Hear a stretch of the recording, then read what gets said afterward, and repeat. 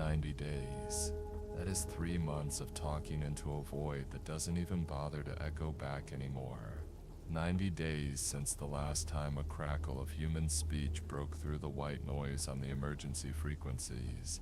I used to spend hours scanning the bands, twisting the dials until my fingers were raw and cramped, hoping for a fragment of a voice, a sob, a prayer, even a curse.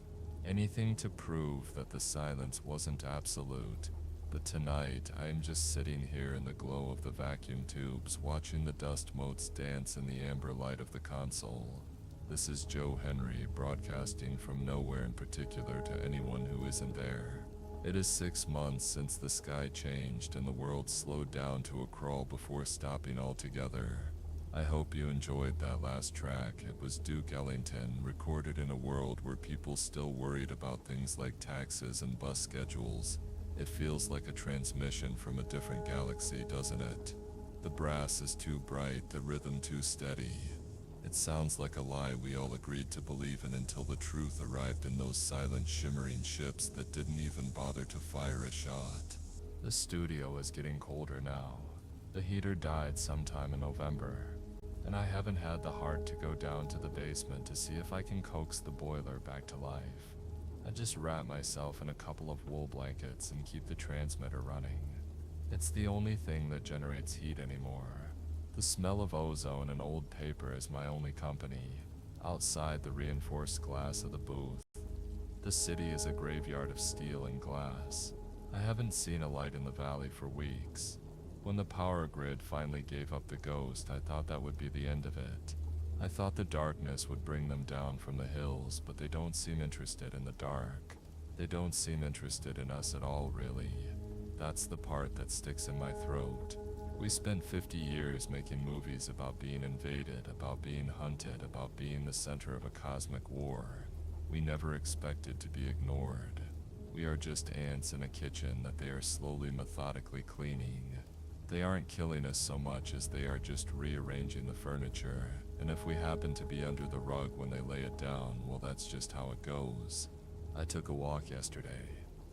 I shouldn't have, but the silence in here gets heavy, like it's pressing against my eardrums. I went down to the old strip mall 3 miles out. It was strange to see the weeds growing through the cracks in the asphalt so aggressively. Nature isn't waiting for us to die, it's actively pushing us out of the way. I found a pharmacy that hadn't been completely picked over. The windows were smashed, but the shelves were still holding on to some faded boxes of detergent and greeting cards. I stood there for a long time looking at a birthday card with a cartoon cat on it. It felt like an artifact from an ancient civilization. I remember thinking how strange it was that we once had the luxury of being sentimental. Now I just look for canned peaches and batteries. I didn't find any peaches, but I found a jar of maraschino cherries. I ate them all sitting on the curb, watching the clouds move in patterns that don't look natural anymore.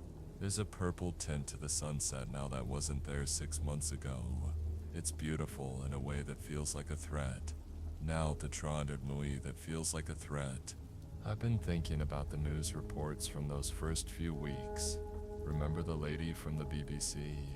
I can't remember her name, but she had such a calm, steady voice even when she was describing the disappearance of the Mediterranean fleet. She talked about the evacuations and the safe zones like they were real things, like there was a plan. We all wanted to believe there was a plan. We wanted to believe the generals were in a bunker somewhere with maps and pins, calculating the turning point. But there was no turning point. There was just a gradual fading out. One by one, the cities stopped checking in. London went quiet on a Tuesday. I remember because I was playing a Charlie Parker record when the feed cut out. I waited for the emergency tone, the one that's supposed to signal a national crisis, but it never came. Just a soft pop and then the hiss of the vacuum. That was the moment I realized the scale of the indifference we were facing.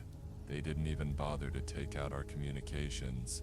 They just let them run out of gas. If you're out there, and you're listening to this, I want you to know that the jazz helps. People ask me, or they would if they were here, why I don't play something more upbeat. Something with words, but lyrics feel too heavy now. They talk about love and heartbreak and the way the moonlight hits the water, and it all feels like a cruel joke. Jazz is different. It's a conversation between people who don't know where the song is going. It's a series of mistakes that turn into something beautiful because the players refuse to stop. That's what we are now, isn't it? A series of mistakes trying to find a melody in the ruins. I've got a stack of Miles Davis records that I'm saving for the end of the month. I find that I have to ration the good stuff. If I play it all at once, I might not have a reason to wake up and check the generators. The visitors, as the government called them before the government stopped being a thing, haven't been seen in this sector for a while. Not the physical ones anyway, but you can feel them. You can feel the way the air has changed. It's thicker somehow. It tastes like copper and rain even when the sun is out. I see their machines sometimes, high up, drifting like silver needles through the clouds. They don't make noise, they just drift. I wonder what they are looking for. Are they mapping the geography? Are they waiting for the last of us to just give up and go to sleep? I heard a rumor on the shortwave about a month ago, back when there were still rumors that they were building something in the Midwest. A structure the size of a mountain made of nothing but light and humming glass. The guy who told me was crying. He said it was the most beautiful thing he'd ever seen, and that was why he was going to walk into it. I haven't heard from him since. I don't think he was crazy. I think we're all just tired of being the only things in the universe that don't belong here anymore. I find myself talking to the microphone like it's a person. I give it a name sometimes. Tonight your name is Hope, though that feels a bit on the nose, doesn't it? Let's go with Sarah. Good evening, Sarah. I hope you're enjoying the broadcast. I've got enough fuel for the generator to keep us on the air for another 4 hours. After that, I'll have to go out into the dark with my siphoning hose and see if the neighbor's truck has anything left in the tank. It's a dangerous game, sneaking around in the dark. Not because of them, they don't seem to care about a guy stealing gasoline, but because of the stairs. I tripped last night and nearly broke my wrist. It's funny, the things that will kill you in the end aren't the cosmic horrors. It's a loose floorboard or a jagged piece of rusted metal. The world is falling apart in very small, very mundane ways. The paint is peeling off the walls of the studio in long curling strips. It looks like the skin of a snake. I wonder what happened to the birds. I haven't seen a bird in months. You'd think they'd be thriving with all the humans gone, but they vanished early on. Maybe they knew something we didn't. Maybe they saw the change in the atmosphere before we felt it. I missed the sound of the crows. They were loud and annoying, but they were alive. Now the only thing I hear when I step outside is the wind whistling through the empty eye sockets of the skyscrapers. It's a lonely sound, Sarah. It's the sound of a world that's forgotten how to be lived in, but we're still here. For now, I'm going to keep playing these records until the needles wear down to nothing, or the power finally dies for good. It's my way of saying we were here. We made music. We had voices. We had names like Joe Henry, and we sat in small rooms and tried to make the darkness feel a little less heavy. If you can hear me, don't worry about responding. I know how hard it is to find the strength to speak. Just listen. Let the music fill up the holes in the world. I'm going to put on some Thelonious Monk now. He knew a thing or two about dissonance. He knew that sometimes the notes you don't play are more important than the ones you do. And Lord knows there are a lot of notes not being played right now. This is Joe Henry on the 182nd day of the New World, signing off for a moment. But don't go anywhere.